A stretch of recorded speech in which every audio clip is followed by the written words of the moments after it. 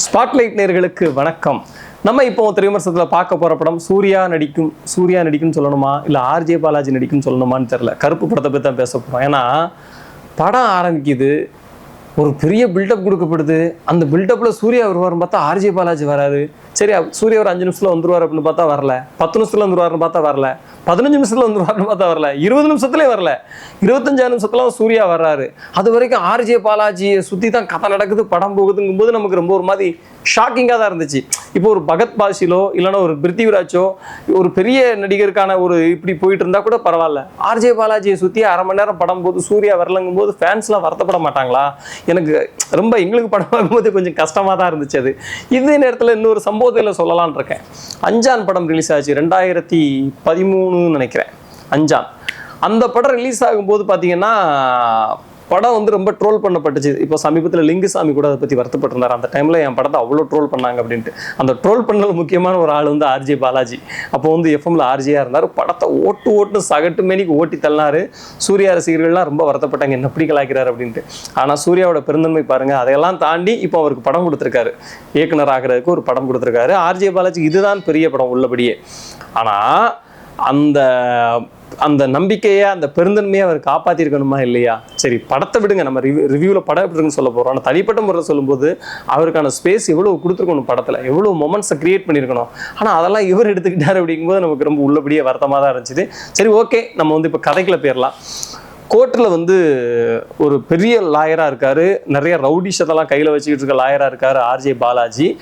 அவர்கிட்ட வந்து ஒரு கேஸ் ஒன்று வருது. என்னன்னா, நம்ம கேரளாவில் இருந்து ஒருத்தர் வரார், இந்திரன்ஸ். அவருடைய நல்ல நடிகர், அவர் அற்புதமான நடிகர். அவருடைய மகளுக்கு ஒரு கிட்னி டிரான்ஸ்ஃபர் பண்ணுறதுக்காக சென்னைக்கு வராரு. ஒரு நகையோட வராரு, நகையை கொள்ளையடிச்சிடுறாங்க. அந்த நகையை மீட்டு தர்றதுக்காக இந்த வக்கீலை தேடி இவர் போகிறாரு.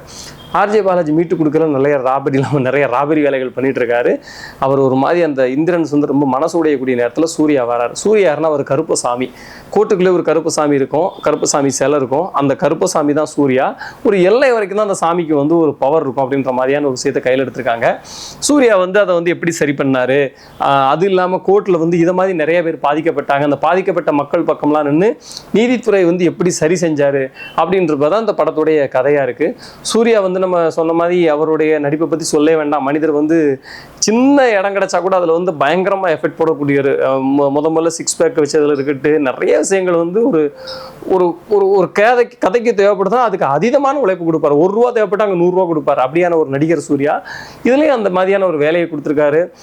சிங்கம் படத்துடைய ரெஃபரன்ஸ் சீன்லாம் ஒன்று வரும்போது நமக்கெல்லாம் புல் அரிச்சுது. அந்த இடத்துலையும் அதே 10 வருஷம் 15 வருஷத்துக்கு முன்னாடி சிங்கம் படத்தில் மதிய இதில் இருக்கிறாரு. அந்த அளவுக்கு அவர் மெயின்டைன் பண்ணி அவளை அழகாக பண்ணியிருக்காரு படத்தில். திரிசாவை பார்க்க வழக்கம்னா விஜய் தான் ஒரு இடத்துல சொன்னார், ஒரு நடிகை வந்து 20 வயசுல பாப்புலராக இருக்கிறது பெரிய விஷயம் இல்லை, 20 வருஷமா பாப்புலராக இருக்கிறது பெரிய விஷயம்னு விஜய் ஒரு வாட்டி சொல்லியிருந்தாரு திரிசாவுக்கு. திரிசா விஜய் நான் கரெக்ட் பண்ணி சொல்லலைங்க, பொதுவாக சொல்கிறேன். இந்த மாதிரி திரிசாவுடைய இதுவும் ஓகே. ஆர்ஜே பாலாஜி சொல்லும்போது அவர் எனக்கு நான் அதான் முன்னே இதை சொல்லியாச்சு, இருந்தாலும் ஒரு முறை சொல்கிறது தப்பு இல்லைன்னு நினைக்கிறேன். அவர் முழுக்க டைரக்ஷனில் மட்டும் கவனம் செலுத்திக்கிட்டு அவர் நடித்த கேரக்டருக்கு ஒரு பெரிய நடிகரை போட்டிருந்தா நிச்சயமாக அந்த படம் வந்து ஃப்ளாக் பர்சன் நோக்கி போயிருந்திருக்கும். ஏன்னா வில்லன் வந்து ஒரு பெரிய ஹீரோவுக்கு ஏற்ற ஒரு பெரிய வில்லன் இருந்தால் மட்டும்தான் அது வந்து எடுப்படும். இல்லைன்னா ஒரு புதுமுகத்தையாவது போட்டுருவோம், நம்மளுக்கு புதுசாக ஏதாவது ஒன்று தெரிஞ்சிருக்கும்.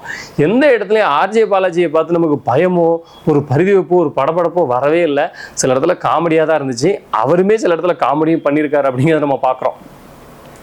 வேற நடிகர்கள் எல்லாருமே அந்த இந்திரன்ஸ் மலையாள நடிகர் உண்மையிலே தமிழில் அப்படி ஒரு நடிகர் இப்போ இருக்காரான்னு தேடி தான் பார்க்க வேண்டியிருக்கு. அப்படி ஒரு நடிப்பை கொடுத்துருக்காரு. வசனம் கூட ரொம்ப கம்மியாக தான் பேசுகிறார். ஆனால் பார்வையில் சின்ன பரிதவிப்பில் நம்ம ஜட்ஜாக நடிச்சிருந்தார் நட்டி, அவர் ஓரளவு ஓகேவா நடிச்சிருந்தார். அந்த நட்டியை பார்த்து இவர் கேள்வி கேட்கக்கூடிய காட்சிகள் எல்லாம் அவ்வளோ வீரியமாக நடிச்சிருந்தார். அவருடைய பொண்ணா ஒருத்தங்க நடிச்சிருந்தாங்க. அந்த இளம் பெண்ணை பார்க்கும்போது ஏதோ நம்ம தங்கச்சிக்கு அப்படி ஒரு சங்கடம் வந்த மாதிரியோ, நம்ம வீட்டில் இருக்க ஒரு பொண்ணுக்கு அப்படி சங்கடம் வந்த மாதிரியோ நமக்கு தோணுச்சுது. அந்த பொண்ணோட நடிப்பு அவ்வளோ அழகாக இருந்துச்சு. ஒரு இடத்துல சொல்லலாம், திரிசாட்டு ஒரு டைலாக்கு, அந்த பிரியாணி எல்லாரும் சாப்பிட்ருக்கீங்க, எனக்கு ஒரு ஆசை, எனக்கு உடம்புலாம் சரியாகி நான் அந்த கடையில் பிரியாணி சாப்பிட்ணுன்னு சொல்லும்போது நமக்கு வந்து கண் கலங்கிறோம். அவ்வளோ அற்புதமான நடிப்பு. இந்த 2 கேரக்டரை எழுதப்பட்ட விதத்தில் வந்து ஆர்ஜே பாலாஜி கொஞ்சம் கவனிக்க வச்சார் அப்படிங்கிறத நம்ம வந்து இந்த இடத்துல சொல்லியாக வேண்டியிருக்கு. சினிமாட்டோகிராஃபர் அவருடைய ஜி.கே. விஷ்ணு அவருடைய சினிமாட்டோகிராஃபி இந்த படத்துடைய இன்னொரு மைல் ஸ்டோன். அட்டகாசமான ஒளிப்பதிவு, குறிப்பாக சூர்யாவுடைய அந்த இன்ட்ரோ சீனில் வரக்கூடிய அந்த மேஜிக்காக இருக்கட்டும், லைட்டிங் செட்டாக இருக்கட்டும், எல்லா இடத்துலையும் பின்னி பெடல் எடுத்திருந்தாரு. சண்டை காட்சிகளெல்லாம் அவர் கேமரா வந்து சுற்றி சுழன்று அடிச்சிருக்கு. சாய் அபயங்கர் இசையை விட இரைச்சல்லாம் கொஞ்சம் அதிகமாகவே இருக்குது. இன்னும் கண்டிப்பாக கொஞ்சம் அவர் இரைச்சலை குறைக்கணும். ஏன்னா நிறைய பெரிய இசையமைப்பாளர்கள் மேலே, பெரிய நடிகர்கள் படத்துக்கு மட்டும் எல்லா இசையமைப்பாளர்களும் சவுண்டை கூட்டிடுறாங்க, இசையை குறைச்சிடுறாங்க. இசைக்கும் சத்தத்துக்கும் கொஞ்சம் வித்தியாசத்தை புரிஞ்சுக்கிட்டு அடித்தா கொஞ்சம் நல்லாயிருக்கும் என்பது நம்மளுடைய ஒரு தாழ்மையான வேண்டுகோள். திரைக்கதையை பொறுத்த வரைக்கும் முதல்ல ஒரு சின்ன அழகாக கவிதை மாதிரி படம் ஒரு எமோஷ்னலாக ஆரம்பிச்சுது. அந்த எமோஷ்னல் இருந்து அப்படியே ட்ராவல் பண்ணி போயிருந்துருக்கலாம். இடையில நிறைய குழப்பம். சாமின்னு வச்சுருவோம், சாமின்னு வச்சா நம்ம என்ன நினைப்போம், சாமியால் முடியாது என்ன அப்படின்னு நமக்கு தோணிடும் இல்லையா? அதனால் என்ன பண்ணிடுறாங்க, இந்த சாமி இந்த எல்லைக்குள்ள மட்டும்தான் பவர் இருக்குது, இந்த சாமிக்குன்னு முடிச்சிடுறாங்க. சரி, ஓகே. சாமிகிட்ட வந்து ஆர்ஜே பாலாஜி ஒரு சத்தியம் வாங்குவார். அந்த சத்தியம் என்னன்னா, நீ பவரை காட்டாமல் என்கிட்ட ஜெயிக்கணும் அப்படின்னா சாமியும் சரின்னு சொல்லுவார். அது எப்படி ஒரு அநியாயம் நடக்கும்போது சாமி எப்படி பார்த்துட்டு சும்மா இருப்பார்? சத்தியம் கொடுத்துட்டு அதனால அமைதியாக இருப்பேன்னு எப்படி சாமி சொல்லுவார்? அந்த லாஜிக் புரியவே இல்லை. இப்படியான ரொம்ப பூரான ரைட்டிங் வந்து தனக்கு இந்த படத்தை எப்படியாவது 3 மணி நேரம் 2.5 மணி நேரம் நகர்த்தணுன்றதுக்காக தனக்கு தோன்றதெல்லாம் எழுதி வச்சதுனால இந்த படம் அங்கங்கே ஜம்ப் அடித்து போயிட்டே இருக்குது. இது வந்து ஆர்ஜே பாலாஜி இன்னும் கொஞ்சம் நிறைய டீம்லாம் பார்த்தேன். லிஸ்ட்டில் பார்க்கும்போது கதை விவாத குழு, எழுத்து டீமுன்னு நிறைய டீம் இருந்துச்சு. அந்த டீம்லாம் நிறையா சொல்லி இவர் கேட்கலையா, இல்லை இவர் கேட்டது அந்த டீம் எல்லாம் வேற மாதிரி கொடுத்தாங்களா அப்படின்னு தெரியல. இன்னும் கண்டிப்பாக ஒரு நேர்த்தியாக ரைட்டிங்கில் நேர்த்தியான ஒர்க்கை வந்து அவர் கொடுக்கணும், மேக்கிங்கில் நேர்த்தியான ஒர்க்கை வந்து அவர் கொடுக்கணும், கேரக்டர் வார்ப்லையும் நேர்த்தியான ரைட்டிங் வந்து அவர் கொடுக்கணும். அந்த இந்திரன்ஸ் அந்த பொண்ணுக்கு கொடுத்தக்கூடிய ஒரு வலிமையை சூர்யா கேரக்டர் கொடுத்துருக்கணும். ஆர்ஜே பாலாஜியோட ஸ்பேஸை குறைச்சி சூர்யாவுக்கு வந்து வெயிட்டேஜ் ஏற்றிருக்கணும்.